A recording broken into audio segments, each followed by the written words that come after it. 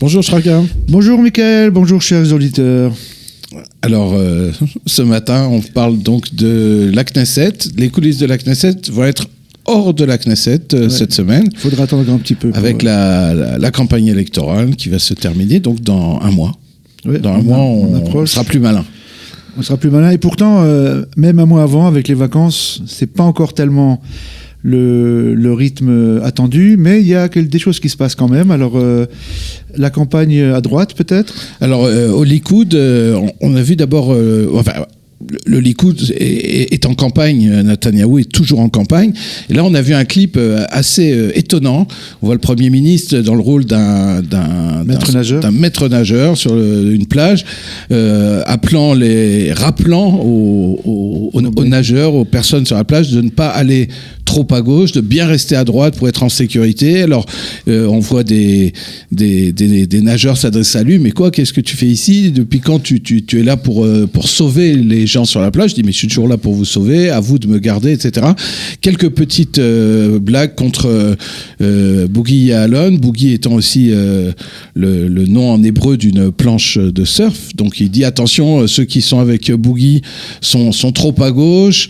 Et il y a quelques petites blagues sur Barak, sur Lieberman. C'est en 2 minutes, c'est extrêmement bien fait, et même les adversaires de Netanyahou ont reconnu que c'était particulièrement bien fait, particulièrement amusant. Ouais. On a vu au même moment, il y a quelques jours, le départ d'un bus, comme Lapid l'avait fait lors des élections en 2015. Et c'est assez courant aux États-Unis, un peu moins en Israël, où un bus sillonne le pays pour parler évidemment du programme de Netanyahou. Et là, c'est donc le bus du Likoud, mais il est emmené par Miri Regev. Donc c'est une ministre qui tous les jours se trouve dans une autre ville et qui fait des directs qu'on peut voir donc sur les réseaux sociaux, où elle parle notamment évidemment de Netanyahou et du bilan positif du Likoud. Et elle parle aux gens, elle les amène au micro, et chaque jour un autre invité, un ministre, un député, une personnalité locale du Likoud. Et ça aussi, ça donne un peu un ton vacances, parce qu'on l'a vu ces derniers jours sur la plage du Kinneret. Il y a une petite ambiance vacances, mais en même temps, la campagne a démarré. Ouais. Alors, en tout cas, je me permets de rajouter qu'en France, c'est François Bayrou qui avait fait ça, et avec un bus. Alors espérons que les résultats du Likoud seront peut-être supérieurs à ceux de François Bayrou en France. C'est probable. On parlera bientôt dans la prochaine émission, les coulisses de l'Assemblée nationale. Voilà, exactement. Voilà. Alors, qu'est-ce qui se passe dans l'opposition donc, dans l'opposition, les projecteurs sont tournés encore une fois vers bleu-blanc, qui n'en finit pas de donner des impressions vraiment de couac au sommet, ce qui était assez prévisible d'ailleurs, puisque c'est un parti quadricéphale. Alors cette fois-ci, il s'agit, le nouvel épisode, on va dire comme ça dans la série, c'est Benny Gantz qui a diligenté une espèce de commission interne d'enquête pour dénicher la taupe qui, depuis quelques mois, fait filtrer des informations confidentielles en dehors du parti. Et ça a donné lieu à des frictions entre Yair Shati de Yair Lapid, qui est plus ou moins soupçonné, des démentis, enfin des déclarations de façade comme quoi tout va bien et qu'on s'entend très bien, etc. Mais ça commence à faire vraiment un peu beaucoup ces petites histoires de friction, de petites piques entre les dirigeants de Bleu-Blanc, et ce qui n'est pas bon pour l'image de ce parti. Est-ce qu'il y a l'intérêt du Likoud, évidemment, parce que l'intérêt du Likoud est de diviser. Amir Peretz, bon, évidemment, il est en campagne électorale lui aussi. Amir Peretz a dit qu'il est certain que si jamais Bleu-Blanc n'arrive pas à obtenir le pouvoir après les élections, c'est un parti qui va se désintégrer rapidement, parce que selon lui, et c'est fort possible aussi, c'est un parti qui n'a pas vraiment d'idéologie, à part celle de l'anti-bibisme, quoi. Oui, ils ont plusieurs idéologies qui se regroupent autour d'une envie de faire tomber Netanyahou. Voilà. Ça, c'est juste. Bon, alors pour la politique, c'est un peu ça. Maintenant, vous allez nous parler de la Knesset sous une autre couleur que celle dont on a l'habitude de parler. Voilà, alors on parle peu d'environnement dans la campagne électorale. Et pourtant, il y a une personne qui est très marquée par les questions environnementales, c'est le président de la Knesset, Yuli Edelstein, qui en 2014, il y a déjà 5 ans, a lancé un programme sur plusieurs années, un programme de Knesset verte. Knesset écologique, donc une Knesset qui est destinée à faire parler de l'environnement et à faire des économies, à donner un exemple aux Israéliens. Alors, ce qui est étonnant, c'est que dans un premier temps, on peut se dire qu'est-ce qui peut être écologique dans la Knesset. Alors, il y a tout un programme, la Knesset, qui a démarré donc vers 2014-2015, déjà quelques années.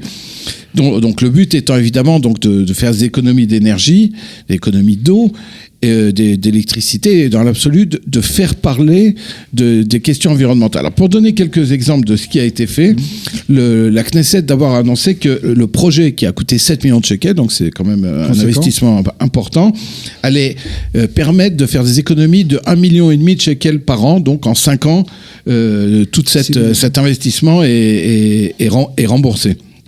Alors, quelques exemples. Électricité, par exemple.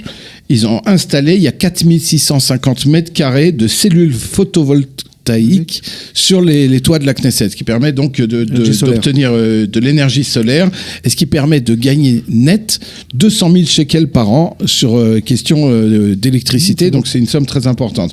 Autre exemple, alors il y a des dizaines d'exemples, évidemment on ne va pas faire les détails, on fera ça dans l'émission les coulisses de l'environnement, mais un autre exemple, il y a les ordinateurs et la climatisation, les lumières de la Knesset s'éteignent automatiquement, ce qui permet également d'économiser énormément d'argent. Pareil pour l'eau, avec des changements c'est-à-dire que l'eau ne coule plus toute seule. Il y a des systèmes automatiques qui permet qu'on ne gâche plus d'eau, on ne gâche plus non plus de papier, il n'y a plus de fax à l'ancienne, parce que vous savez qu'en Israël il y a encore beaucoup de fax, mais aujourd'hui les fax sont automatiquement sur l'ordinateur, ce qui n'oblige plus à avoir du papier en trop. Il y a dans les chambres, dans les pièces des députés, dans les bureaux, pardon, quand les députés sortent, s'ils ont oublié d'éteindre la climatisation, ça s'éteint tout seul. Enfin, il y a tout un système, que Edelstein a mis en place. Alors, ce qui est intéressant, c'est que les visiteurs de la Knesset, on en a parlé la semaine dernière, quand on visite la Knesset aujourd'hui, dans le programme des visites, on explique ce qui s'est passé, ce changement profond dans la Knesset, et ça fait partie d'un programme aussi éducatif. Le principe étant que Edelstein voulait que ça passe dans le reste des institutions de ce pays. Et donc, il y a des conférences qui sont données par la Knesset, par des députés, dans les écoles, il y a une espèce de formation à l'environnement, et c'est quelque chose qui est important, parce qu'on sait qu'en Israël, on est très en retard par rapport à d'autres pays occidentaux. Est-ce que ça rejaillit aussi sur les ministères? Est-ce qu'il y a des tentatives dans les ministères aussi d'adopter ces mêmes principes? Alors, ce qui serait bien d'ailleurs. Paraît-il que le ministère de l'Environnement, oui, ce qui est déjà une bonne chose, mais en réalité, aujourd'hui, le ministère de l'Environnement les bureaux du ministère de l'Environnement sont moins pro-environnemental que la Knesset, qui est donc pionnière. Là-dedans. Est-ce que Yuli Edelstein, le président, a trouvé un moyen pour dépolluer les débats, par exemple? Alors c'est en cours, difficile. Les travaux sont en cours, je ne suis pas sûr qu'il y arrive lui-même. Ce qui est intéressant, c'est qu'il rencontre, on a déjà parlé, Edelstein rencontre beaucoup de présidents de parlement du monde entier, et c'est des premières choses qu'il présente toujours, et dans les relations bilatérales, biparlementaires avec d'autres pays, il présente ce projet qui est finalement, on a dit 7 millions de shekels, c'est une somme, mais c'est pas non plus quelque chose qui est inaccessible. Bien sûr, surtout en Occident où les budgets pour les parlements sont très importants. Merci Michael. Alors on va passer du vert au rose. Avec notre rubrique. Alors cette semaine, vous avez trouvé la rose. Elle s'appelle Alors c'est une rose étonnante. La rose va être décernée au ministre Chaim Katz. Alors justement, il n'est plus ministre. Chaim Katz était député Likoud, ministre des Affaires sociales depuis 2015. Chaim Katz a été accusé, soupçonné, on va dire, de fraude, de corruption, de nomination. De confiance. Voilà, exactement. En fait, ces dernières années, ça fait des années qu'on parle rien qui se... Voilà, rien ne s'est fait. Et là, le procureur de l'État, donc Avichai Mandelblit, a soutenu... C'est le conseil juridique, pardon.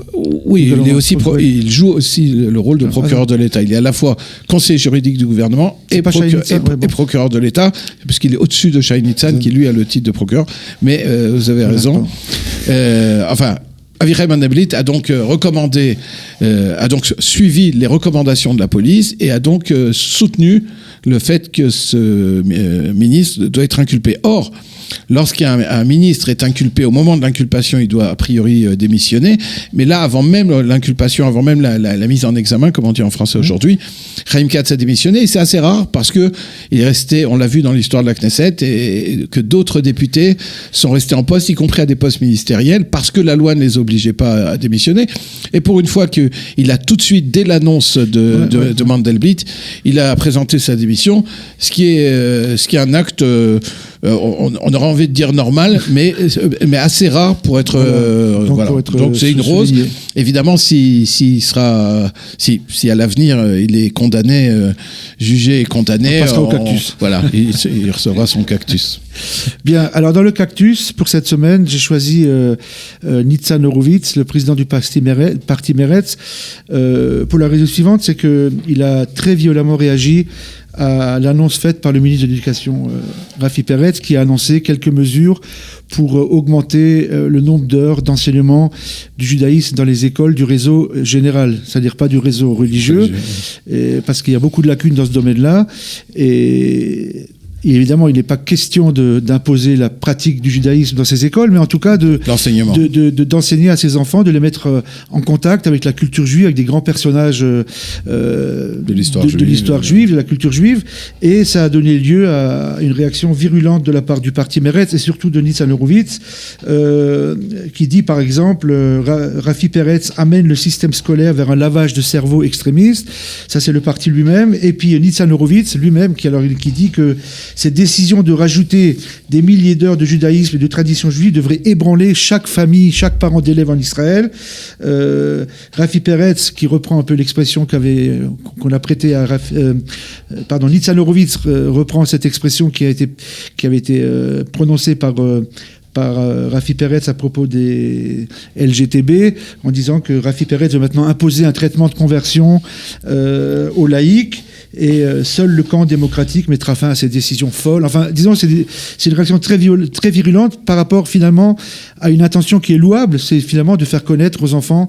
Oui, la décision de Rafi Peretz, elle a été critiquée par les gens qui disaient qu'il est ministre dans un gouvernement de transition et que prendre des décisions importantes sur les changements de programme, il ne peut pas la faire, et que ça va dans les intérêts de son parti, etc. Et ça, c'était une réaction légitime de l'opposition. La réaction de Nitzan Horowitz est totalement démesurée.